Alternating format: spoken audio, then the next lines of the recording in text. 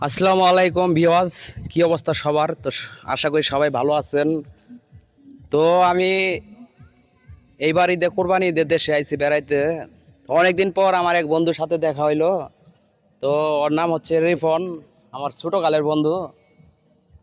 তো রিফন, কি অবস্থা? হ্যাঁ, ভালো আছি। তুমি কেমন আছো বন্ধু? তো আছি ভালো। কি করস তুই? বন্ধু কি আর করবো, গরিব মানুষের কপাল, এইভাবে দিনকাল কাটার লাগে। কাজকর্ম কি চলতেছে? কাজ কাম, অটো রিক্সা চালাই, তারপরে ফেরিওয়ালি ব্যবসা করি। যখন যেই তালে পড়ে বন্ধু সেটাই করা লাগে। দিনকাল তাতে কেমন চলে? দিনকাল মানসিক অবস্থা যেইভাবে চলতে হয়, কষ্টের জীবনে এইভাবেই মানুষের কষ্ট। তো পোলা মাইয়া কয়জন?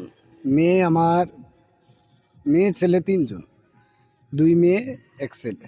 ও, ছেলেটাই ছোট।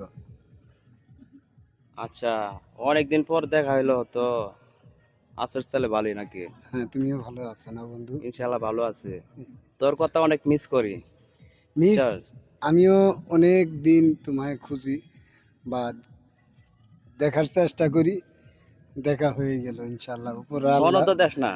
ফোন ফোন আমি দেস? ফোন দিই তো, তুমি হয়তো খুঁজ রাখো না, অনেক ব্যস্ত থাও তুমি তো। ও, এক সময় এর সঙ্গে ছোটবেলা অনেক খেলাধুলা করছি, অনেক জায়গায় ঘোরাফেরা করছি।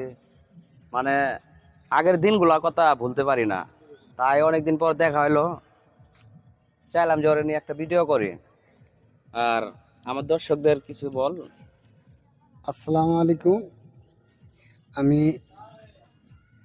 গ্রামে অঞ্চলে থাকি। আমার বন্ধু রবিকুল, ছোটোবেলা অনেক খেলাধুলা একসাথে চলাফেরা করছি। যাই হোক, এ অনেক ভালো। আমি ভালো, নিজের কথা বলা যাবে না, ওই জানে, উপরে আল্লাহ জানে। যাই হোক, যদি এই ভিডিওটা ভুল ত্রুটি হয় আপনারা মাফ করে দিবেন, শেয়ার করবেন, দেখবেন। কষ্টের কথা, অতীতের কথা বললাম আর কি। তো ওর কথা শুনে অনেক ভালো লাগলো। আপনারা যাই ভিডিওটা দেখতেছেন, আশা করি ভিডিওটা বেশি বেশি করে শেয়ার করবেন। তো ভালো থাকিস, হ্যাঁ।